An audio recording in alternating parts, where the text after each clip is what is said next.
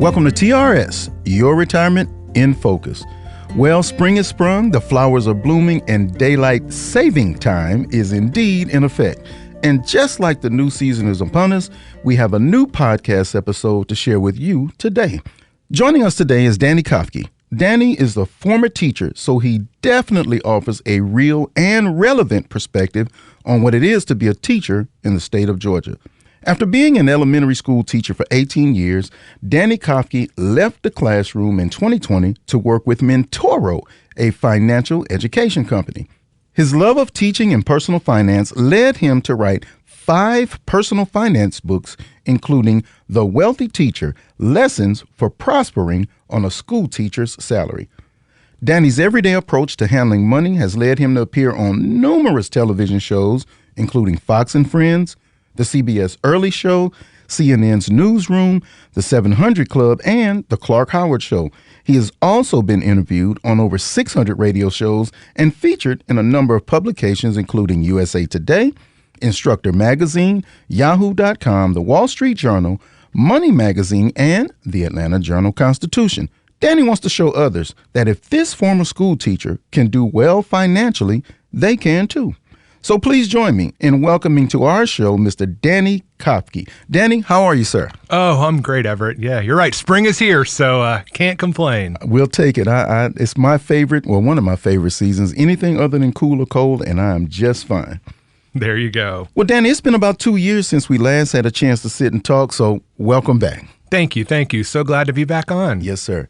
Now, Danny, as we continue in our mission to empower our members, we would like to ask you some questions that I believe will leave each of us in a better place as we continue on our journey towards retirement. Yep. Looking forward to it. Excellent. So, Danny, tell us more about your education experience.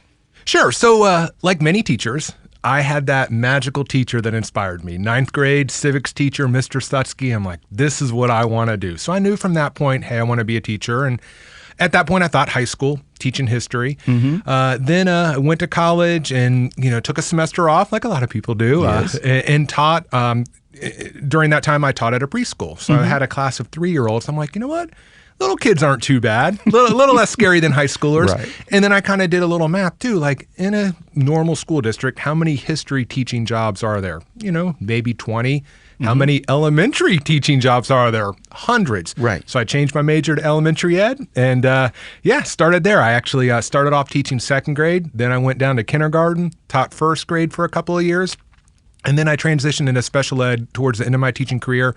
So I guess like the last 12 years of my teaching career, it was here in Georgia, what's a severe profound known as, so IQ's under 30. So pretty intense, tube feeding, wheelchairs. Most of my students didn't talk, but I loved it. It was one of those things I felt a lot of times, and even in my financial life, I felt like I learned a lot more from my students than I ever gave them.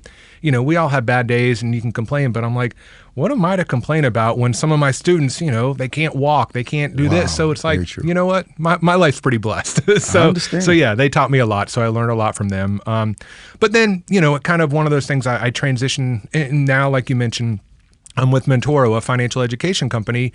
Still teaching, but now I'm just doing a different subject to a different audience. There you go. Once a teacher, always a teacher. That's right. That's right. Awesome.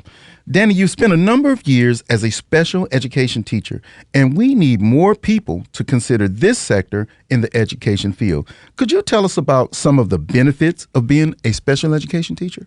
Yeah, absolutely. All teachers give every day. But, for me, when I was a special education teacher, and not to get, too far down in the religious hole, but that was probably the closest I felt ever to God. Like these truly, I felt every day I was doing something and benefiting someone. Awesome. And, the giving, like every day as a special education teacher, I knew, what, I was doing something to better someone's life. And, I have a daughter now, 2 daughters, but my oldest is in college, and she talks about those things, like, because right now when we watch the news, the world's a mess, right? Oh, wow. And we can get very discouraged. And, I tell her, if you can find one, a job one day that you help someone every single day or every single week, then it helps you go on, because I can't solve all the world's problems. I'm not solving climate change, right, but I can improve someone's life right now. And that's the benefit to me of being a special education teacher, is I knew every single day I was helping someone. Wow, that's absolutely awesome, man. Absolutely awesome. Well, I know that sometimes a fresh start or just a desire to do something different can motivate us to change career paths. How did you transition from the classroom to educating people about finances? Sure. Like you mentioned before, or I mentioned before, I'm still teaching, right? I mean, Right. once teacher, always teacher, just a different, audience, different subject matter. So way back, I guess, 2005, at that time I was a first grade teacher. That's it. Not an author, didn't know anything about writing a book. But I just had, I don't know what happened, but just something prompted me to sit down and start writing. At that time, we had one daughter. My wife, Tracy, was a stay-at-home mom. I was a teacher making about $42,000 a year. And we were doing it on my teacher salary. And I just felt, you know what? I want to share my story with others. Sat down, started, had my words on paper. A couple years later, the publishing industry was completely different then. I actually had to pay $4,000 up front to have my first book published. Oh, my goodness. Great, right, 2007, so completely different. But that led to, you talked about some of the appearances, very right place, right time, TV interviews, and had some success selling the book. So that first book led to 4 other personal finance books. Always had a passion for helping others and showing them, if this school teacher can do it, you can as well. Right. So it just over time, the company I'm with, Mentoro now, I did a couple presentations while I was still teaching. I did some side things for them, did some writing content. And then just shortly after COVID hit in March of 2020, so September of 2020, kind of their business started kind of improving a little bit. COVID didn't shake it too much, so they offered me a job to join them, and it was very tough. So once again, I was doing special ed at the time, a profound classroom. So, I just thought about, I'm like, okay, I just feel like this is a door I need to, explore, and I haven't looked back since. So, Wow. But once again, it's still teaching. So, I mean, I use those skills that I taught 20 years ago, teaching first graders, kindergartners, but I'm just applying it now to different people. But, statistically right now, it's something like 60% of Americans are living paycheck to paycheck. So it's such a desperate need to show people, hey, you can take control of your money, and I'm going to show you how. Wow. I wish it was something that they actually taught in our very formative years in school. I mean, they teach you everything else. But the great thing is they're going to start. I know Georgia just wow. passed, I think it was this year or last year, like high school seniors, it's required a semester of some sort of personal finance. That is excellent. So it's coming, and many states are adopting it as well. So hopefully we're going to see a change. I hope so too. Yeah. Better late than never. in that Absolutely. case. Right. All right. So, Danny, you have a practical approach that makes it easy for educators and really anyone to follow the advice that you give. Could you give some advice to current educators that might feel like they're too busy to pay attention to their finances? Right. I get it. You got lesson plans. You got to get the kids to soccer. You got to get home and cook dinner. Homework, so, yeah. yes. I mean, it's just our plates are full. I say make it as easy as possible. When you kind of plan a budget, I would say do it once a month before the month begins, and then you have every dollar, you name where it is going to go. That way, when it comes, bam, it's easy. You don't have to think about it. Retirement. TRS is a great benefit, and I know we'll get into that. But when you're saving for retirement in education, it's a 403B plan because it's a nonprofit. The great thing about it is you just have to sign up one time. Right? I'm going to save 3% of my salary, 4%, whatever it may be. Click it one time. Yeah. Let it ride. You don't have to do anything else. So you just set it and forget it. There it is. That to me is what, I try to make finances, simplify them. I know some people, they like elaborate spreadsheets and sit down and take hours. For the average person, we have so much going on. No, make it as easy for you as possible. Don't make it difficult, and start small. Okay. Maybe say this month I'm going to save, $500, whatever it may be. Don't try to do these, I got to have $12,000 saved by the end of the year. Take it in incremental areas or incremental chunks. That way it seems more doable and it's easier on yourself. There you go. Set attainable goals. Absolutely. Something you can realize. Yes. Something you can realize. Yes. Awesome. I mean, it's like, losing weight, right? There it is. You're not going to say, okay, if I've never run in my life, you talked about your wife running. I'm not going to run a marathon in 30 days. If I did, I would burn out. I'd be injured. I wouldn't be able to run probably the rest of my life. But if I say, 6 months from now, I'm going to, and then, this month I'm going to get up to 5 miles. Next month I'm going to get up to 7. go. And just, you build on it. And the same holds true with our finances. We just build on it. Make it a habit. That's try to right. Make That's it a right. habit. All right. Well, what about some advice for those that are not necessarily struggling, but feel like they may be living from paycheck to paycheck? And I know it's something we talked about earlier. So Yeah. speak to that. For many, and especially I know many people listening to this are teachers, many of us don't have an income problem. I get it. I mean, I'll be the first one to say teachers don't make enough, but most of us, we make enough to do well with money. Right. It's an outgo problem. So that's where we have to go back, and I know people hate it. Most people call this the B word, right? The budget, right? That's the bad B word. But we have to go back to that, and that's where you have to see where your money is going. So you analyze it, sit down. Some people, I'm old fashioned. I use a check register. I still do it that way. Me too. Right. But a lot of people now are online, and that's fine. But you have to see how you're spending your money. Then you can analyze and be like, oh gosh, I went to Starbucks 10 times this month, or we ate out, or whatever it may be. You make it personal to you. Then once again, you have to tell your money how to behave. And I'll go back to when I was a kindergarten teacher. I realized that dollar bills tend to act a lot like a 5-year-old. So in my kindergarten class, I had 24 students. If I gave no direction to them, within 5 minutes, you can probably imagine what my room would look like. Chaos. Exactly. Dollar bills seem to do the same thing. They act a lot like a 5-year-old when we do not tell them how to behave. So that's where the budget, you come in and you look at it, say, okay, this is going here, this is going there. And then once again, if it's done before the month begins, you have that plan in place, then you can kind of make it automatic and it takes some of the guesswork out of it. It does. You mentioned a word that just made me laugh, which was check register. I was sharing it with one of my sons. I said, hey, man, where's your check register? How you keeping up with? He said, what's a check register? I said, well, how do you keep up with your finances? I showed him. I broke it out, went to the bank, got some extra ones. They almost wanted to charge me for them. But, yeah, it's They do charge you. I know. I had to buy some online. It's a valuable tool. Yes, I was giving a presentation. It was a couple of years ago to a teacher, a younger teacher, 24, and she asked, what is a check register? I'm like, how do you balance your budget? But, yeah, they do it online. Yeah. So, yeah. But whatever works for you. Yeah. That's the thing. I'm a pen and paper kind of guy, but it works for me. So me too, to the penny. I know exactly how much I have or don't have. Me too. Yep. So, Danny, are there any tools that you use for budgeting and saving? Well, one thing, and I mentioned, I'm more of a pen and paper guy, but with the company I'm with now, Mentora, we actually on our site, we have this great portal that it tracks budgeting and savings automatically. So you can link it to your bank accounts and then it shows you exactly where your money's going. Okay. So that takes the guesswork out for me. So I don't have to analyze it so much. But, once again, you have to do what's right for you. Some people are good with pen and paper and it just hurts them to see it, there. Some people like it on their phone, on the whatever it is. Yeah. You have to do what's right for you. True. Very, very true. Well, folks, there you have it. Certainly, if a best-selling author like Danny Kofke is using tools and things like that for his budgeting and saving, surely we should be doing the same. Now, Danny, what would you say is the most difficult part of staying focused on a financial plan? Well, a lot of people like to call it the messy middle, right? It's fun to get started on anything. Yeah. But then after, a month, 2 months, it's hard. It's like, why do most New Year's resolutions fail by February? There you go. A bunch of people set goals to lose weight, and January 2nd, the gym is full. By Valentine's Day, treadmills galore, right? Yeah, so very true. It's the same thing with our finances. It's fun at first to have that change. I'm going to do it. Consistency. Consistency is the key. And I think many people, they fall off the wagon for a little bit and then they give up completely. That's where we have to build some flexibility. And, I'm just speaking generally. Some people, you may have to be really, really tight with your budget until you get ahead. But let's just say you have a bad week and you spent too much. Get back on Monday. Just say, okay, you know what? I'm ready to go.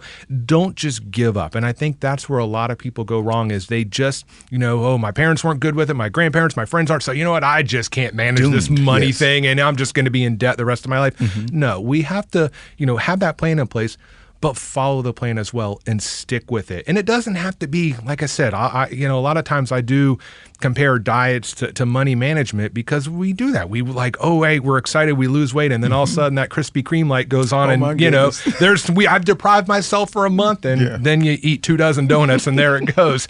Wow. So same thing with a lot of people with money. They're like really, really tight for a while, and then all of a sudden they just kind of blow a week's worth of their progress on something. So that to me is just the biggest key is that consistency. And it doesn't have to be perfect all the time, right? But as long as you're you're having momentum towards that ultimate goal that you want to reach. There you go. Establishing the habit. Yes. There we go. Again, habits, big. Well, certainly, if there's the most difficult part of staying on a plan, how about on the other side of the coin? What's the easiest part of staying focused on a financial plan? Right. And I think I just, I mentioned earlier, it's just, and you talk about making a habit, but also make it automatic. That is the biggest thing, especially like when it comes to retirement. If you make it automatic, there's nothing else you have to do. This is why subscription-based things are so popular. Most of us, if we sign up for Netflix, Hulu, whatever, all those things, we won't opt out, right? Because if you got to go in and actually do work. Yeah. So you can trick yourself and do the same thing to help you save money. Every month, maybe you have it allocated that it automatically from your checking to your savings account, you have a set amount going in. Go. Most times you're not going to go and change it because it requires work. Yep. Same with the retirement. You start that one click and then you're set the rest of your life to invest a set amount. So that to me is probably the easiest. And there's, this big thing right now, in finance, personal finance is behavioral finance. And that's where many people, we know on paper what to do. But for most of us, the math doesn't get us into trouble. It's the behavior. Right. So we have to give that positive behavior. We have to form habits and stick with them. But once again, making things automatic makes it a lot easier because then it requires us to do nothing. There it is. Once it's set up.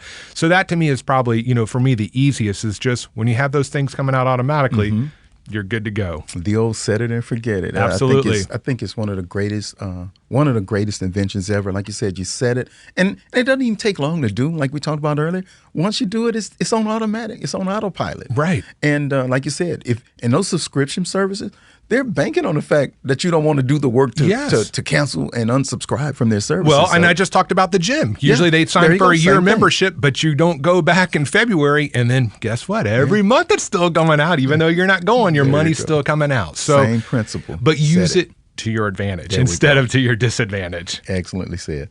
Well, many, many years ago, Danny, my grandfather told me that he, meaning me too, should not get or let anybody do anything that we can do for ourselves.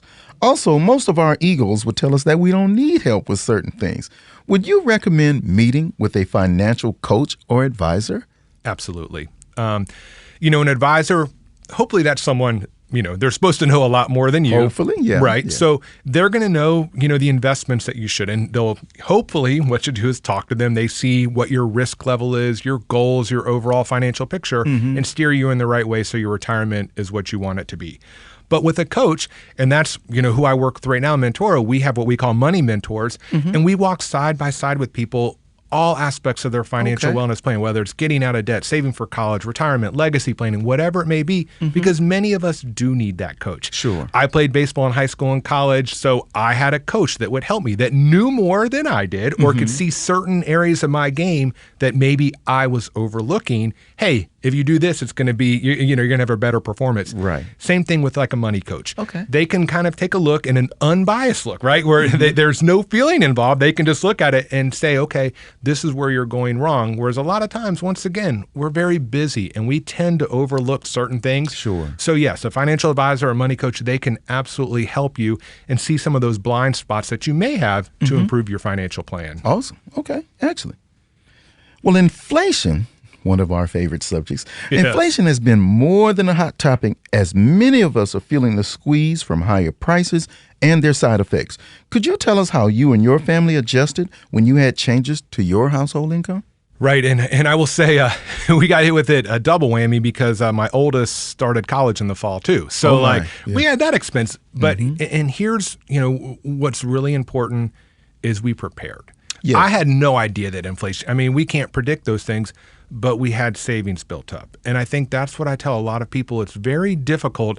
John Wooden said, when the opportunity arises, it's hard. It's too late to prepare. Right. Right. That's true. And that's the same thing like with things that are going to happen. That's why it's important to have that savings in place because then we have a little extra money set aside that when things like inflation or the economy shuts down because of a pandemic or whatever it may be, we have financial margin in place. And that's where, for a lot of people, they just go along with the flow and they don't think bad stuff's going to happen. We think we can control a lot of stuff. No. We're really not in control of anything. I could drive home today and someone could come across the center line, right? I think, but I can control how much I'm spending. I can control how much I save. So those are the things that we do, before things happen. And that way, when bad stuff, just like with an emergency fund, Right. you have to have that margin in place. So let's face it, if you live in a house long enough, your roof's going to leak. If you drive a car long enough, you're going to need to replace the tires. If you have kids, they're going to break something. All the time. Something in the house or a body part, probably both. I mean,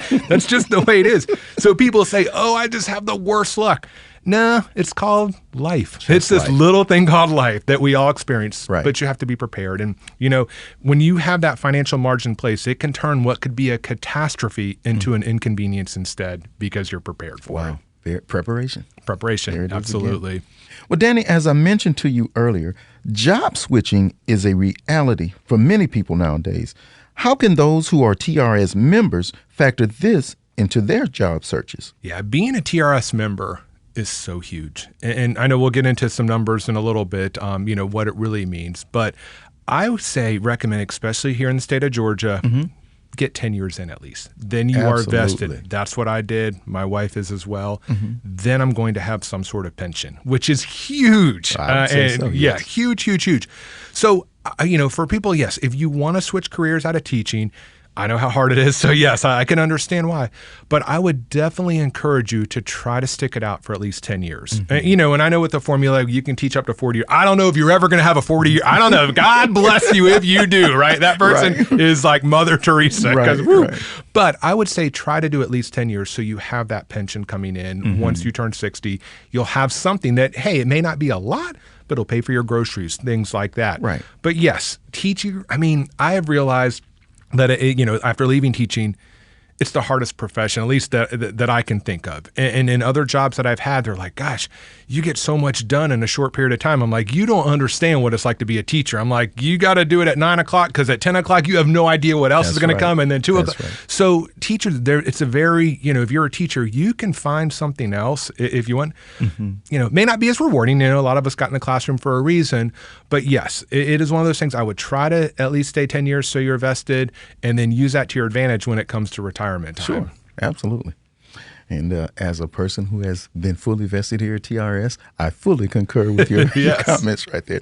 So Danny, how does a TRS retirement benefit help one with financial planning? Yeah, that's a great question. And I think this is where a lot of teachers, that they just don't understand.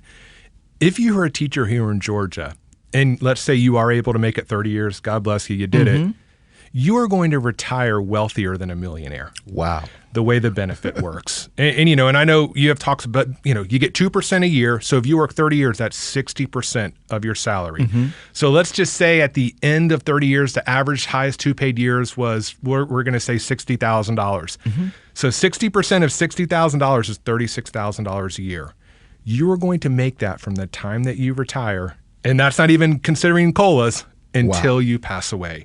So, a lot of financial advisors recommend you don't want to take more than 4%, a year from your retirement savings. So here was $36,000. So, and you're probably going to be making more than that as a TRS member, but let's just say 36. So let's just say that 4%, if you had $1 million in retirement, that would be $40,000 a year. So as a teacher and just that pension alone, you're taking a little bit less than someone that had $1 million saved for retirement. That's the benefit of being a teacher and the TRS formula here in Georgia. It's one of the best ones I know in the country with what it provides. But then in addition, I'll kind of go back to someone like myself. I told you, if you want to, leave teaching, try to get at least that 10 years. So I got 15 years here in Georgia. So at age 60, that's 30% of my salary. So 15 times 2% is 30%. So I ended my teaching career, I think it was around like $55,000 a year. So that means when I retire, every year at 60, I'm going to get, like $17,000 a year as a TRS benefit until I pass. Wow. My wife's a teacher as well. So by the time she retires here in Georgia, she'll have over 20 years. So then we'll have her pension as well. So that's the beauty of being a TRS member.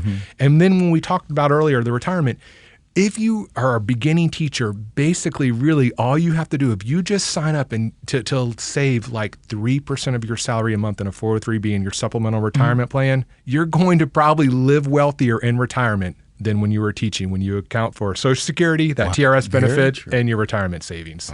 So yeah, it's basically like $100 a month. So like what, a Starbucks coffee a day, you save and invest, you're going to be fine in retirement as a teacher. So, folks, if you take nothing else away from this show, save, especially younger teachers or those just getting into it. Set it aside. Save now. You cannot beat time. You just can't beat time. And a lot of younger teachers, this is where I want them to hear me as well, because it is tough. You graduate from college and teacher salaries have gone up. Beginning pay has gone up. I know, so that's great. But your friend that graduated is probably going to be making more than you to start off with. But you have to account for this TRS benefit because once again, it could be worth over $1 million. Wow. So, and it's guaranteed. That's the beauty. Wow. For as long as you're living. That's right. All right. So where can those that are interested find more about you and your materials? Sure. So if you just Google my name, Danny Kofke, so DANNYKOF as in Frank, KE, a lot of stuff comes up so you can find out more about my books, my information. I'm on LinkedIn. And then my company, once again, is Mentoro. So if you go to MyMentoro, so MyMentoro.com, for a lot of the materials we have, kind of I've written and done things with them. So yeah, great way to kind of enhance and improve your financial situation. Excellent. Well, Danny, are there any last words or advice that you would like to leave with us and our listeners before you go? Yeah, I just, once again, a lot of people, they struggle with money and kind of they say, oh, my friends don't do well. I don't do well. I'm going to throw in the towel. I kind of want to show others that, you know what, if this former school teacher can do it, they can too. So, once again, I was kindergarten, first grade teacher when my wife Tracy stayed at home. She stayed home for 8 years. We have 2 daughters. We lived on my $42,000 a year teacher salary for that period of time. And here we sit currently right now. We have no debt except our mortgage, on track for retirement, have an emergency fund in place. But most importantly, we live wealthy lives. And for us, it was about options and opportunities. And that's what I want to inspire others and just show them, if I can do it, you can too. Right. Is it going to be easy? Not all the time, right? But you can do it. Financial stuff, it's not as hard as people make it out to be. And once again, it kind of goes back to that behavior. You just have to make that decision that, hey, I am going to do better, and then stick with it. Wow. Very practical and real example of how it should be done. Well, Danny, on behalf of the TRS podcast team, Georgia's educators, and all of us here at TRS, thank you for showing us that our teachers and members, just like you, can absolutely do well financially. Awesome. Thank you so much for having me on. Anytime. You have an open invitation to visit us anytime you want to share more with us or our listeners, so never forget that. You're always welcome. Awesome. Thanks. Folks, thank you for tuning in again today. We hope that you noted the valuable information that Danny shared with us, and we encourage you to share our podcast with your family and friends. And if you have any questions, comments, or feedback that you'd like to share with us, you can reach us at podcast@trsga.com. That's podcast, podcast @trsga.com. Join us next time for TRS, Your Retirement in Focus.